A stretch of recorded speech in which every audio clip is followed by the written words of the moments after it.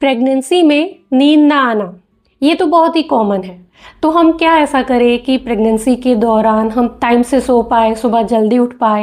And क्या pregnancy में नींद की गोली लेना सेफ है या नहीं, इसी के बारे में इस वीडियो में हम बात करेंगे। So hello everyone and welcome back to Bhavika's motherhood journal.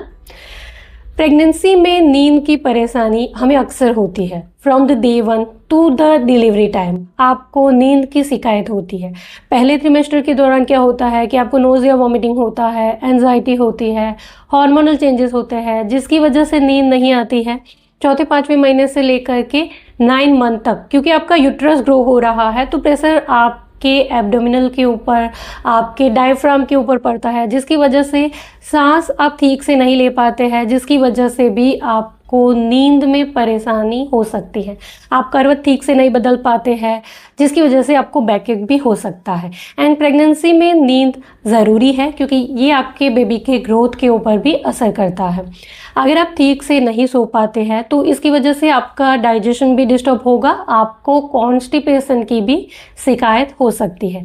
तो अब हम क्या ऐसा करें कि हम टाइम से सो पाए, सुबह जल्दी उठ पाए। तो इसके लिए आपको क्या करना है कि 2-3 दिन तक आपको ज़रूर से दिक्कत होगी, लेकिन सबसे पहले तो आपको सुबह जल्दी उठना स्टार्ट करना है। 2-3 दिन आप नहीं उठ पाएंगे, लेकिन फिर भी आपको ट्राई करना है। सुबह अगर आप जल्दी उठ जाएंगे तो ऑटोमेटिकली आपको रात को टाइम से नींद भी आ जाएगी। इसके अलावा आपको क्या करना है कि आपको रात में स्पेशली स्क्रीन टाइम अवॉइड करना है। दिन भर में भी जहाँ तक हो सके आपको स्क्रीन अवॉइड करनी है, लेकिन स्पेशली रात को सोते समय आपको स्क्रीन बिल्कुल भी यूज़ नहीं करनी है। क्योंकि क्या होता है कि अक्सर हम मोबाइल में रील्स, शॉर्ट्स देखते हैं, तो ये जो 15-30 सेकंड की रील्स या शॉर्ट्स होते हैं ये आपके माइंड को एक्टिव रखते हैं, जिसकी वजह से भी आपको नींद नहीं आती है। तो आपको स्क्रीन बिल्कुल बंद कर देनी है। आप 9-10 बजे के बाद जब भी आप सोने जाते हो तो आपको मोबाइल आपको थोड़ा सा दूर रखना है ताकि आप स्क्रॉल ना करें एंड आप टाइम से सो पाए। इसके अलावा आप रात का खाना थोड़ा सा जल्दी खा लें, जैसे 7-8 बजे के आसपास अगर आप रात का खाना खा लेंगे तो फिर आपको हार्ट बर्न वगैरह की परेशानी नहीं होगी, जिसकी वजह से भी आप रात में टाइम से सो पाएंगे। इसके अलावा आपको 8-9 बजे के बाद जितना हो सके आपको पानी कम पीना है। अगर प्यास लगे तो आप 1-2 घूंट पानी ले सकते हैं, लेकिन आप जैसे ग्लास भर के पानी पीते हो ऐसे आपको पानी या और कोई लिक्विड चीज़ें नहीं लेनी है, क्योंकि इसकी वजह से भी बार बार फिर आपको यूरिन अर्ज होगा और आपकी नींद डिस्टर्ब होगी। तो ये कुछ टिप्स आपको फॉलो करनी है। इसके अलावा ये जो हमारे रिलैक्सेशन हार्मोन होते हैं ये होते हैं हमारी विगस नर्व्स के पास। तो कुछ ना कुछ करके अगर आप आपकी विगस नर्व्स को स्टिमुलेट करते हो तो ऑटोमेटिकली आप रिलैक्स होंगे, आपकी हार्ट रेट भी डाउन होगी एंड आपको नींद आ जाएगी। तो विगस नर्व्स को स्टिमुलेट करने के लिए कुछ एक प्रैक्टिस आप कर सकते हैं, जिसमें सबसे पहले है कि आपको प्राणायाम करना है। अब अगर आपको प्राणायाम को डीपली नहीं समझना है तो ज़रूरत भी नहीं है, सिर्फ आपको simply breathe in breathe out करना है।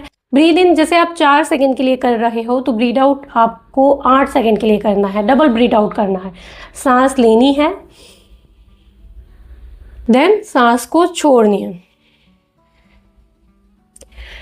तो इससे भी आप रिलैक्स होंगे एंड आपको ज़रूर से नींद आएगी। तो रात में सोते टाइम अगर आपको ऐसे लगता है कि नींद नहीं आ रही है तो आप सिंपली बेड पे बैठ के रिलैक्स होके ब्रीद इन ब्रीद आउट कुछ टाइम के लिए कर सकते हैं। तो इससे भी आपकी विगस नर्व स्टिमुलेट होंगी एंड आपको ऑटोमेटिकली नींद आ जाएगी। दूसरी प्रैक्टिस है कि आपको मेडिटेशन करना है।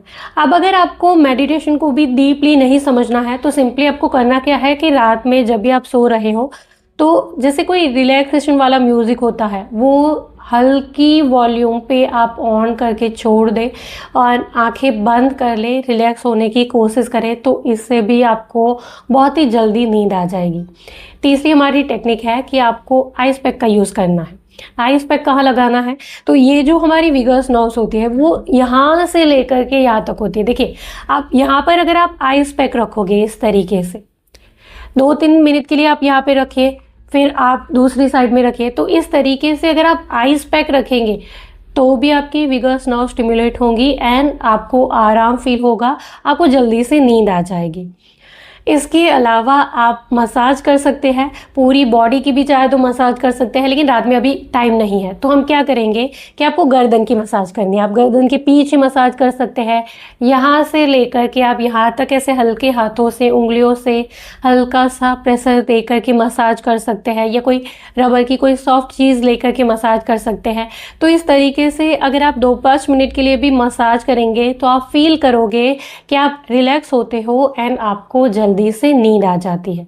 इसके अलावा जो हमारा मेन सवाल था कि क्या प्रेगनेंसी के दौरान हम नींद की गोली ले सकते हैं या नहीं, तो इसका जवाब है कि बिल्कुल भी नहीं। प्रेगनेंसी के दौरान आप नींद की गोली नहीं ले सकते हैं, क्योंकि ये आपके एंड आपके बेबी के लिए सेफ नहीं है। तो थ्रू आउट द प्रेगनेंसी आपको 8-10 घंटे की नींद ज़रूर से लेनी चाहिए। दिन में भी अगर आप 1-2 घंटे सोना चाहो तो ज़रूर से सो सकते हैं, लेकिन जैसे कोशिश करें कि 4 बजे के बाद आप ना सो, क्योंकि अगर आप 4 बजे के बाद सोते हो तो फिर रात में आपको जल्दी से नींद नहीं आएगी, सुबह आप जल्दी से उठ नहीं पाएंगे। तो रात में 9-10 बजे तक आप ज़रूर से सोने की कोशिश करें, ताकि आधे घंटे में आपको नींद आ जाए। सुबह आप जल्दी उठ करके मॉर्निंग वॉक कर सकते हैं। पूरे दिन अगर आप थोड़ा बहुत एक्टिव रहते हैं तो इससे भी आपको रात में जल्दी से नींद आ जाएगी। So this is all for today. I hope कि मेरा वीडियो आपके लिए यूज़फुल रहा होगा। अगर इस वीडियो से आपकी कोई भी मदद हुई है, वीडियो अगर आपके लिए यूज़फुल था, तो इस वीडियो को लाइक और शेयर ज़रूर करिएगा। चैनल पर नए हो तो सब्सक्राइब कर लीजिए। इसके अलावा और कुछ अगर आप मुझसे पूछना चाहते हो, कुछ बताना चाहते हो, तो आप मुझे नीचे कमेंट बॉक्स में ज़रूर से लिख सकते हो। Thank you for watching this video. Bye bye.